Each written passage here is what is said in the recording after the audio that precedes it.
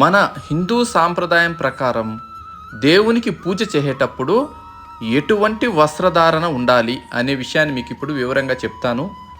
ప్రస్తుత కాలంలో చాలా వరకు దేవునికి పూజ చేసేటప్పుడు వస్త్రధారణ స్త్రీలైనా పురుషులైనా సరిగ్గా లేరు ఎవరు. కానీ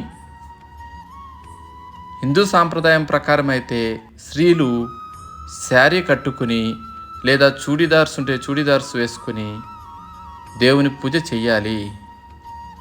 పురుషులైతే పంచ షర్టు లేదా ప్యాంటు షర్టు వీటి వరకే పరిమితం ఉంది. అయితే ఈ మధ్య కాలంలో స్త్రీలైతే ఎక్కువ శాతం ఈ నైటీలు అంటే నైట్ టైం వేసుకునే నైటీ అనే దాన్ని రాత్రి పగలు అనేది లేకుండా దేవునికి పూజ చేసినా అదే, ఇంకా అసలు అది తీరనమాట. ఇందులో మనము ఎవరిని ఉద్దేశించి తప్పుగా అనడం లేదు. దేవునికి సపోజ్ మీరు దేవునికి పూజ చేసేటప్పుడు ఆ కొద్దిసేపు అయినా శారీ కావచ్చు చూడీదార్ కావచ్చు వేసుకుని పూజ చేసినాక మళ్ళీ ఇంకా మీ ఇష్టం, మీరు నైటీ వేసుకునే ఇంకా దానికి అబ్జెక్షన్ ఉండదు. పూజ చేసేటప్పుడు తప్పకుండా మన హిందూ సాంప్రదాయం ప్రకారం శాస్త్రాలు చెబుతున్నాయి, అప్పుడే మీకు పూజ చేసిన ఫలితం కూడా దక్కుతుంది. పురుషులైతే ఈ షార్ట్స్ వేసుకొని దేవునికి ఇంట్లో పూజ చేసుకోవడము, పంచ షర్టు లేదా ప్యాంటు షర్ట్ అయితే ఓకే. కానీ ఈ పురుషులు కూడా ఇలాగే చేస్తున్నారు. ఈ విధంగా చేయడం వల్ల ఏంటంటే ఎన్ని పూజలు చేసినా కూడా మనకు సరైన ఫలితం రాదు.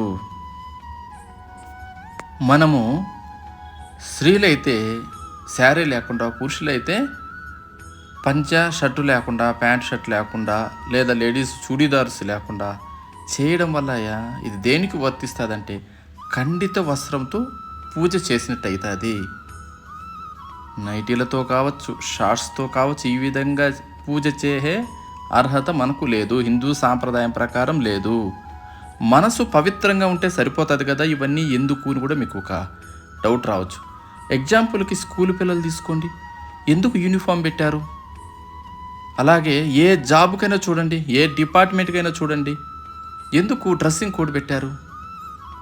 మనం చేసే పనికి ఒక విలువ ఉండాలి. అలాగే ఒక పూజ చేసినా కూడా ఖచ్చితంగా ఆ పూజకు తగ్గ డ్రెస్ అనేది ఉండాలి ప్రతిరోజు. ఎగ్జాంపుల్ తీసుకోండి, ఇప్పుడు సపోజ్ ఒక పెళ్ళికి వెళ్ళాలంటే ఎలా వెళ్తాం? నీట్గా రెడీ అయ్యి వెళ్తామా లేదా? నీట్గా ఫంక్షన్ అంటే రెడీ అయ్యి వెళ్తాం.